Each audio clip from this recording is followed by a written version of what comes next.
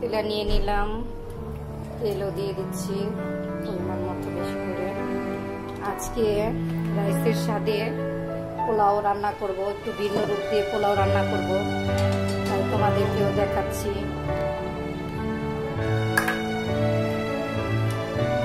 পেঁয়াজ দিয়ে দিলাম,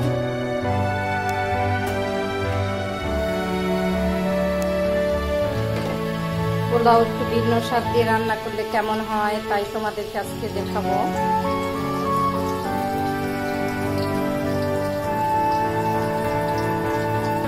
এলাচ, দারচিনি, গাজর কুচি দিয়ে দিলাম, সব একসাথে করে ভেজে তারপর রাইসের মতো আমরা পোলাওটা বাগার দিব।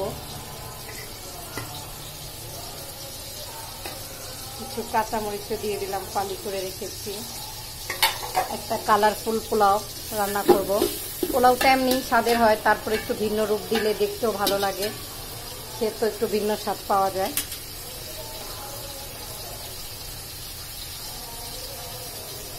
কিছু মটরশুঁটিও দিয়ে দিচ্ছি,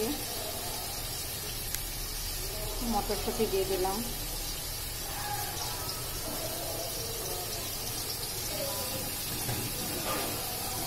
এখন এখানে আমি ভরে আদা রসুন দিয়ে দিলাম। আপনার চাউলের পরিমাণ বুঝে আপনি আদা রসুনটা বাড়িয়ে কমিয়ে নেবেন।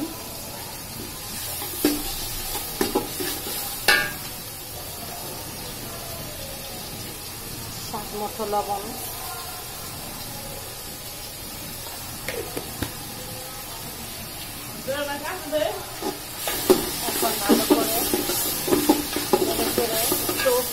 ভালো করে নেড়ে চেড়ে গাজরটা একটু সিদ্ধর জন্য অপেক্ষা করব।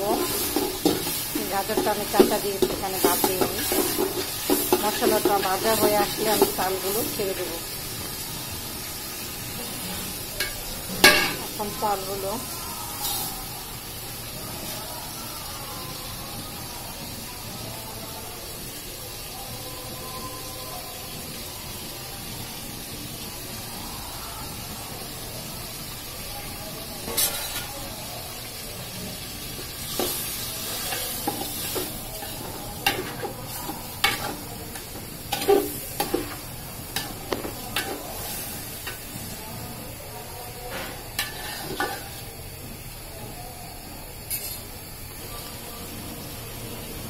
পানি দিয়ে দেবো সিদ্ধর জন্য। 1 কেজিতে 1.5 কেজির মতো পানি দিতে হবে।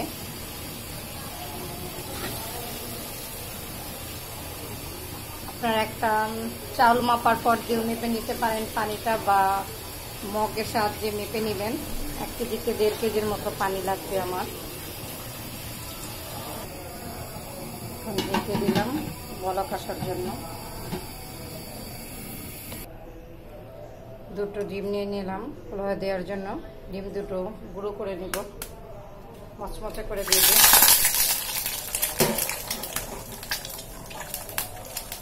সাবধান, হাতে পানি থাকলে কিন্তু এভাবে শব্দ হবে।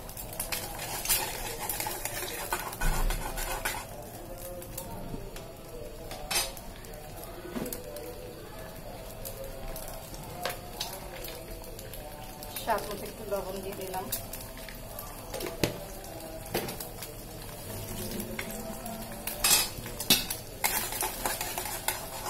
ডিমটা ভাজা ভাজা হয়ে আসলে পোলাও দিয়ে দেব। ডিমটা সুন্দর মচমচা করে ভেজে পোলাওটা দম এসে গেছে কিনা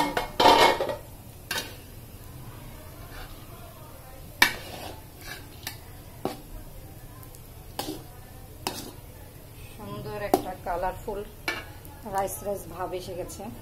এখন ডিমটা দিয়ে দেব।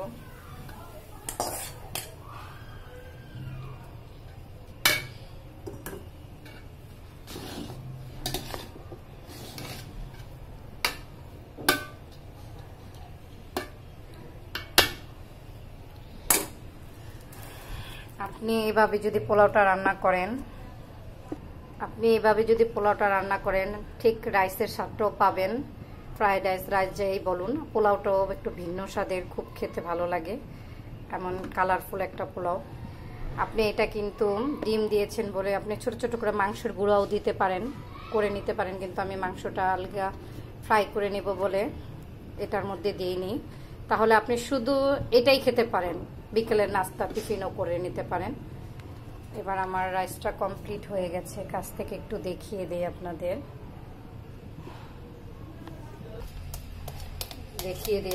সহজে ঘরে থাকা উপকরণ দিয়ে কিভাবে করতে পারেন। আদার পেস্ট,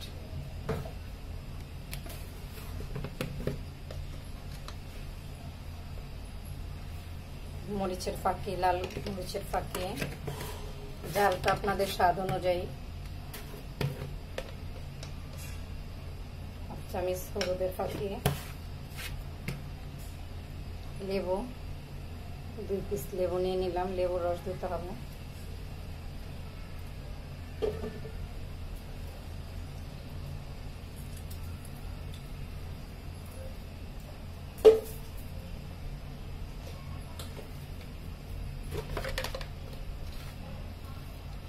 স্বাদ মতো লবণ দিয়ে ম্যারিনেট করে রাখতে হবে 15 থেকে 20 মিনিটের মতো, তাহলে সহজেই করা যায়। তারপর একটু মেখে রাখলে মশলাটা ভালো হয়। আপনি যখন তখনও ভেজে খেতে পারেন, মানে একটু সময় ধরে রাখতে পারলে জিনিসটা ভালো হয়। ততক্ষণে আমরা একটু ময়দার উপরে একটা আবরণের মতো করে দিব, কেচিকরণের মতো করে দিব, কেচি করার জন্য, কিস্তি করার জন্য। এই জন্য ময়দার আবরণটা তৈরি করে নিই। ময়দাটার সাথে আমি একটু টেস্টিং সল্ট দিয়ে দিলাম স্বাদের জন্য আর কি, আর একটু সামান্য লবণও দিয়ে দিব। সামান্য একটু লবণ দিয়ে ভালো করে ময়দাটা প্রস্তুত করে নেব।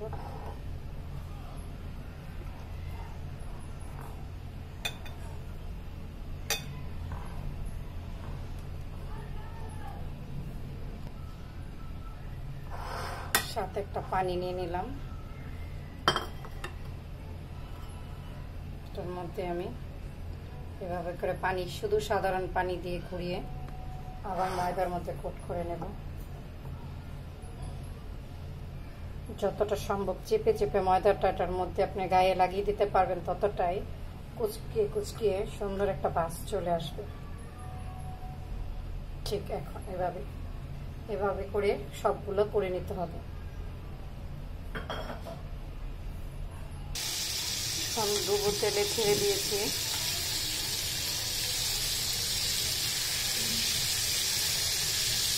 ফ্রাইগুলো সুন্দর মতো,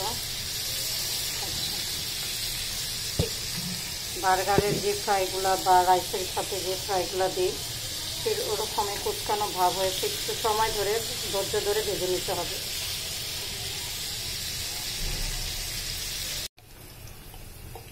তেল, পেঁয়াজ দিয়ে দিলাম। এখন 1 চামচের মতো আদা পেস্ট দিব।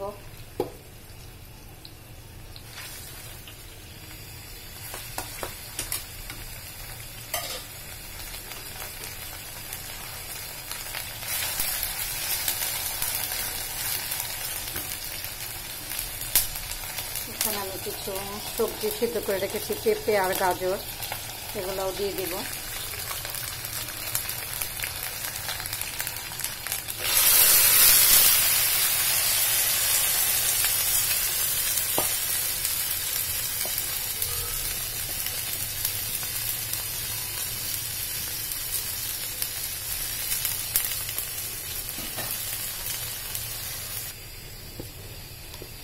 সিদ্ধ করা সবজিগুলো ঢেলে দিয়েছি। এখন স্বাদ মতো লবণ দিয়ে দিলাম।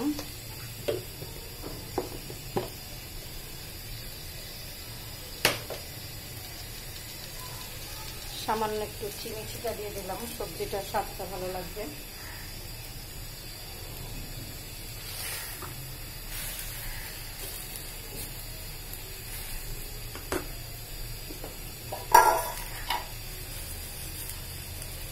কাঁচামরিচ দিয়ে দিলাম। এখন কর্নফ্লাওয়ার ঠান্ডা পানি দিয়ে গুলে সবজিটার মধ্যে দিয়ে দেব। চাইনিজ স্বাদে যে রেস্টুরেন্টের সবজিটা পান, ঠিক সেই স্বাদটা আপনারা পাবেন। কিছু সংখ্যক পানি দিয়ে দিলাম একটু সিদ্ধর জন্য।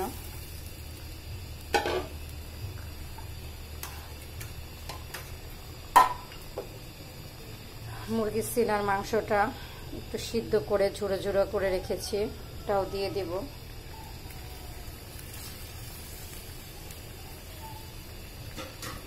এই সবজিটা কিন্তু আপনি সুস্থ অসুস্থ সবার জন্যই খুব ভালো। আপনি বিকালের নাস্তা হিসেবেও ব্যবহার করতে পারেন, আবার পোলাও, রাইস, যে কোনো কিছুর সাথে, ফ্রাইড রাইসের সাথে ব্যবহার করতে পারেন। খুব সহজেই হয়ে যাচ্ছে আমাদের। সবজিটার মধ্যে আমার একটু টেস্টিং সল্ট দিতে হবে, তাহলে পরিপূর্ণ স্বাদটা চলে আসবে। একটু টেস্টিং সল্ট আমি ছোট্ট একটা চামচ দিয়ে একটু দিয়ে দিলাম। এখন কমপ্লিট হয়ে গেছে আমার সবজিটা। একটা কালারফুল সবজি হয়েছে। অনেকেই কিন্তু সবজি দিয়ে খেতে পছন্দ করেন অনেক কিছু, তাই সহজে ঘরোয়া উপায়ে দেখিয়ে দিলাম সবজি রান্নার রেসিপিটা।